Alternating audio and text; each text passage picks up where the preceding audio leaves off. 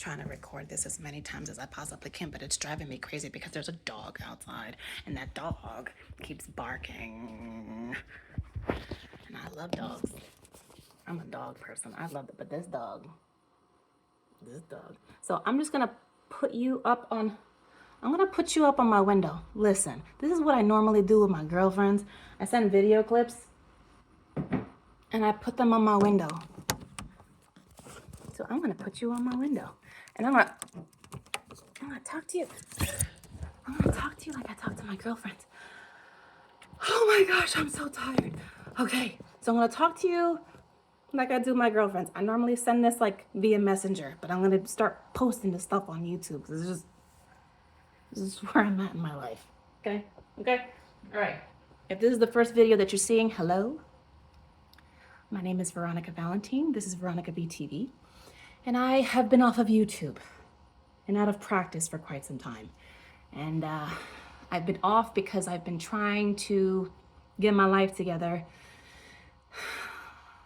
with all of these medical emergencies. And I told myself that I would come back when I was better and have like fancy editing, and I'm still in it. So instead of waiting, because Lord knows when that's gonna be, I decided to just grab the camera and just start talking.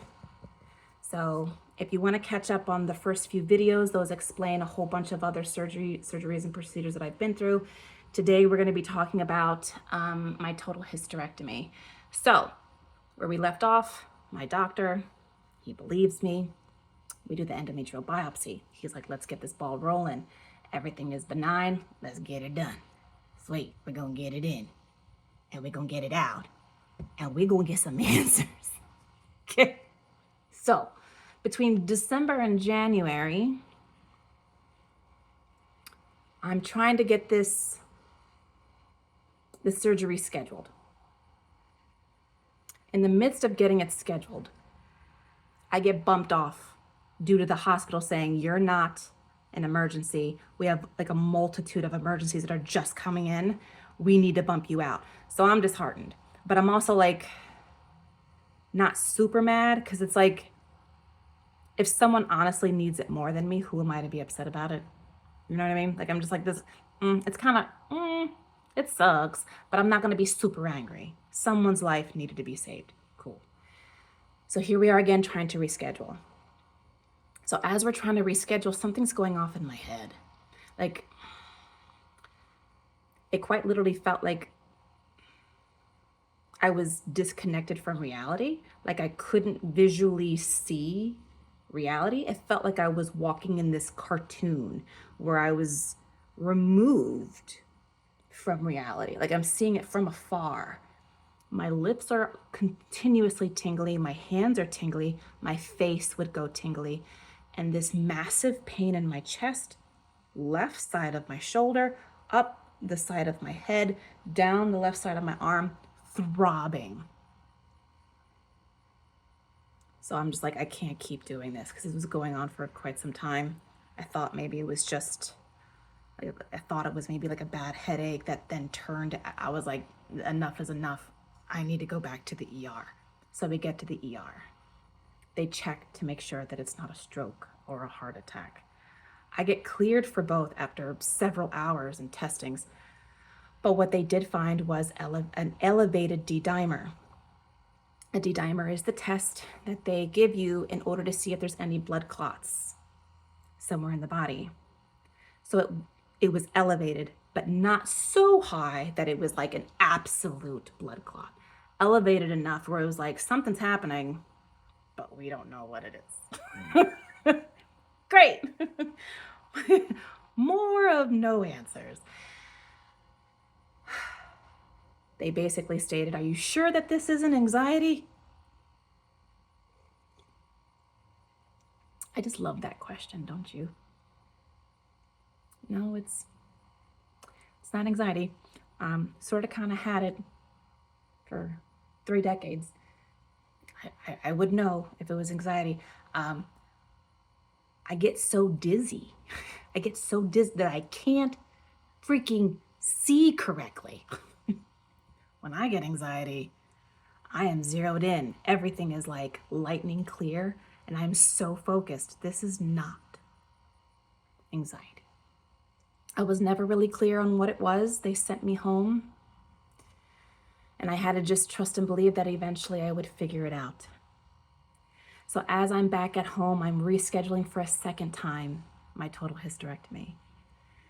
But by this time, the insurance company, simply because it wasn't fully cleared the first time, now that we're really trying to get it done the second time, the hospital and the insurance company are having discussions, and I get a letter at home stating that they need to have a full investigation on the reasonings for my need of the hysterectomy in order for them to agree that I need to have one. And I find this interesting, and the reason why I bring this up, and it's no fault to my husband, let alone men. And I need you to hear me when I say this.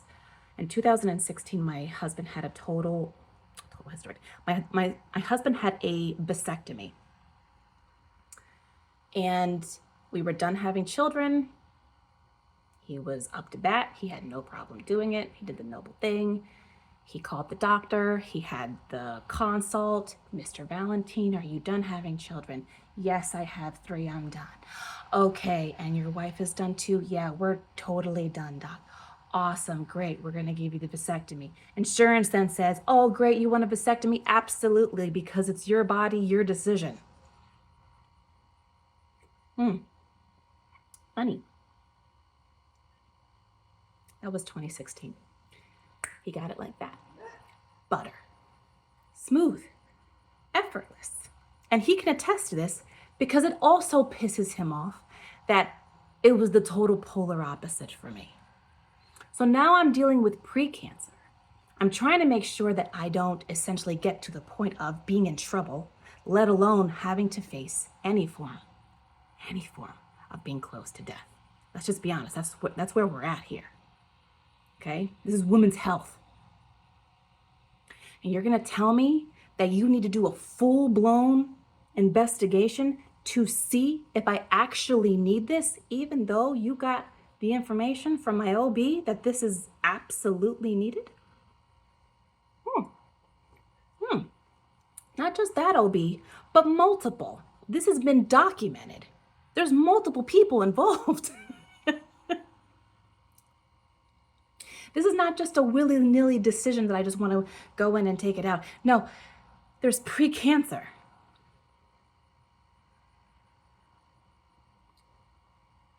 But they want to do a full-blown investigation.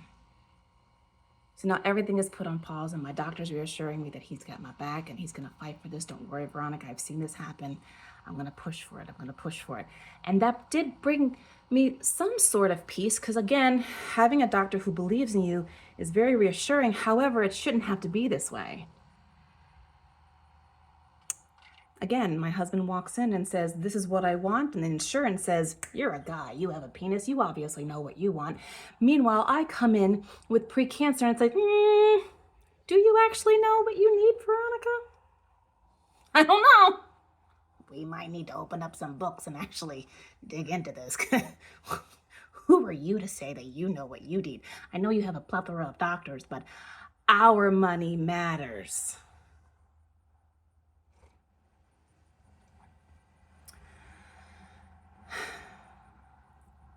It gets cleared. Good. But now the insurance company gets the dates wrong with the hospital. The amount of phone calls and me repeating the exact same date a profuse amount of times still didn't get it right. They got it wrong, and now my surgery date gets canceled again because if you don't have the right dates, well, you're SOL. Okay. Now I'm mad. It gets pushed into February now. End of February. Fine. I finally get to my surgery. And it's surgery day. It's super early in the morning. And like previous videos that I have stated, I had this belief system that, nothing bad happens to me, I'm good. But because so many things were happening like a domino effect, I'm now hesitant. I feel a glimmer of hesitancy. Is that a word?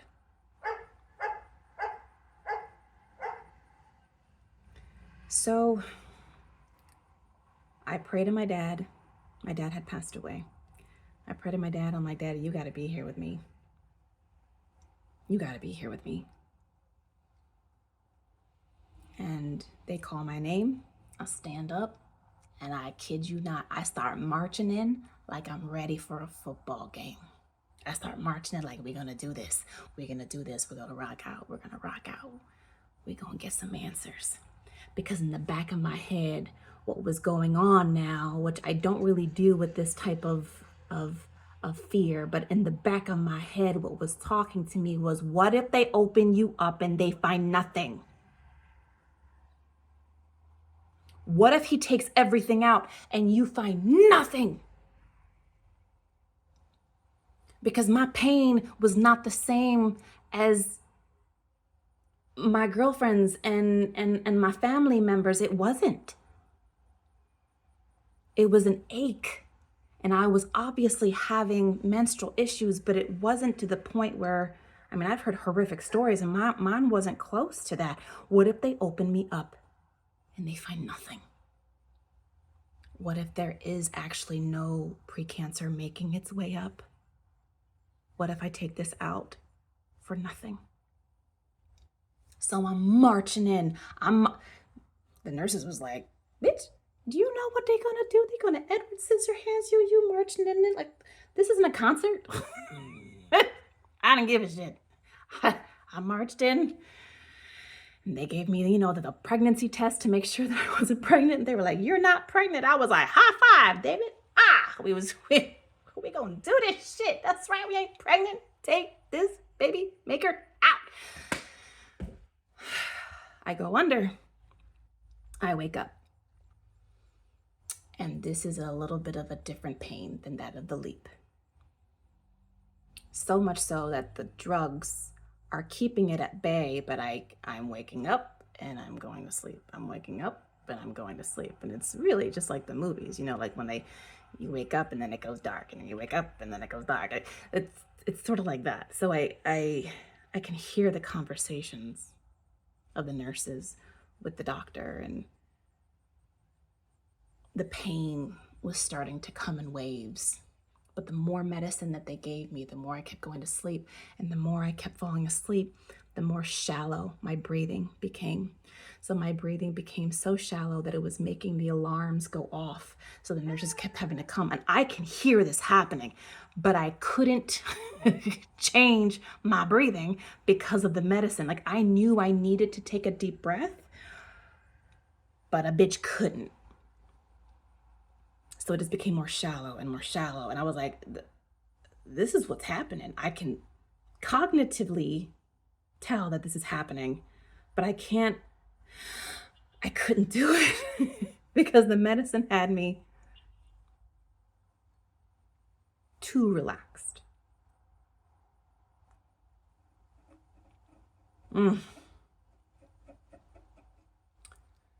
They pulled back on the medicine in order for me to start waking up a little bit more. And as I was waking up a little bit more, the pain did start to come back, but I was able to breathe more.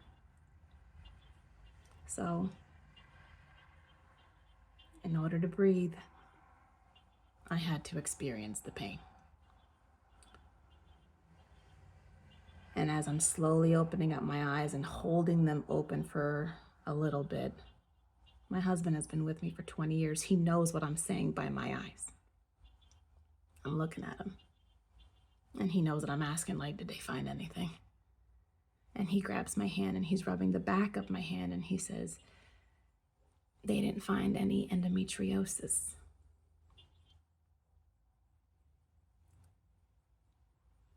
And I know that's a good thing. Because nobody wants endo. The ones who have endo don't even want endo. Like, nobody would want endo. But in that moment, my heart dropped. So I thought, oh shit. did I just fuck up?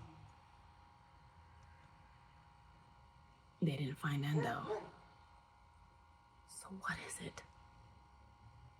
Well, I started to drift, and I come back again, and he's still there, and now I can articulate myself a little bit, and I'm like, there's no endometriosis, and he goes, no, but he did find varicose veins wrapping around your uterus, so he's assuming that the dull ache could be of that. Varicose veins is a form of pelvic congestion syndrome. Oh, my husband's just rolling in home. You're probably gonna see him walk through the door.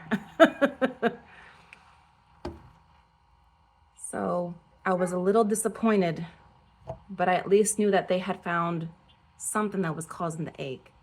And now it's up to the pathology to come through. And it was the longest 3 weeks.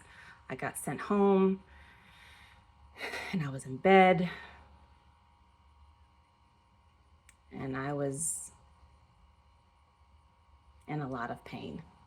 Ladies, if you're going for a hysterectomy, you need to brace yourself for the things that you can and cannot do. There was parts where I wasn't even able to like lift my arms up above my head to be able to shampoo the top of my head because it would stretch my abdomen. I needed so much help from my husband. You don't realize what kind of muscles you need in order to do the basics. Going to the bathroom was horrific.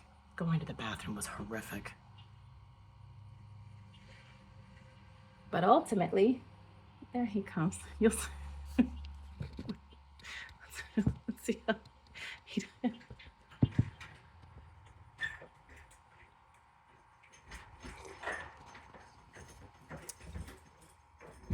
Oh, hi. Hi. Good afternoon. I'm trying to. Storytime. You're already in break. They can already see you. You can... like, David, they can already see you. You might as well just commit. So I got to the point where I started to tell them what they had found, that the varicose veins wrapping the uterus. Oh yeah. And how my heart was disappointed when we found out that there was no endometriosis, because that was like my worst fear. Yeah. So. But that was good information. No, I had no idea that was even possible. I didn't know that you could have varicose veins around the uterus, but I started to talk about the challenges of recovery at home, and the bathroom and the shower, and needing help with my hair and. Oh yeah. Yeah. I mean, there's going to be women who are able to do a whole lot for themselves, even though they had a hysterectomy. Don't shit on yourself if you can't be one of those people. If you actually just can't, like, you need someone to help. Don't shit on yourself. Yeah. See, to me, that's not. That shouldn't even be a group thing. That should just be a personalized healing. Fact, everybody heals. Literally, every single person heals differently. Right, but I think it's common amongst women that if one woman can, then well, if that person did, well, why can't I? And it was hard. My aunt had told me to just be careful, because sometimes even like reaching for like a cup in a cabinet can pull, and you don't want to do that. And I was like, hot damn, grabbing a cup in a cabinet, and sure enough. The stretch, you don't think it would, but it hurts. So I had to really rely on him, to get me in and out of the bathroom, in and out of the recliner, in and out of the shower, just walking around the hallway, just holding his hands and waddle walking like a toddler. Like, you really have to retrain all over again from the beginning, and it's very humbling, but not in a way that you would want to be humbled. Well, if you ever need help with the shower again, I'm always there to help you. Even if you just have a headache, I can shower you. Let's just say you just got a paper cut. You're gonna need help in the shower. This is what I do. That's what you do. This is what I'm gonna help for. So everybody gotta make some sacrifices. One point or the other. And so don't shit on yourself if you feel as though like you just need more time. There are those who don't have that option. There are people who are quite literally healing on their own. I don't know how you do it. Yeah. I don't know how you do it. I will say that I did message all my moms who had a C-section, and I was like, you guys are just warriors. You guys had a C-section and you had a baby then to either, take care of or sometimes even nurse. Like the amount of work that it takes for the abdomen, it was heavy. I will say that there were things that I did not know about the hysterectomy that I learned when I was, preparing for surgery. And this is just my interpretation to better understand it when it comes to them removing everything. And I explain this not only for my husband to understand, but for other fellow women who've never had one. The best way that I can explain it is like the wine bottle. Right at the top of the wine bottle, you have a cork. So the cork is technically like your cervix. So if you're going to remove the cork along with everything else, like I had my uterus removed as well as my fallopian tubes, but that cork, that cervix, is very, very important because once that's removed, just like from the wine bottle, it's open. So the top of the wine bottle needs to get stitched closed. Okay, the top of your vagina needs to get stitched closed, and that's what's known as oh gosh, what's it called, David? What? The when they sew the top part of the vagina. Oh my gosh. Vagina stitcher upper. No, David, don't do this to my head. Oh my gosh, vaginal cuff. That's what it's called. That's what I said. So they stitch it closed. So essentially, your organs don't fall out of your vagina. So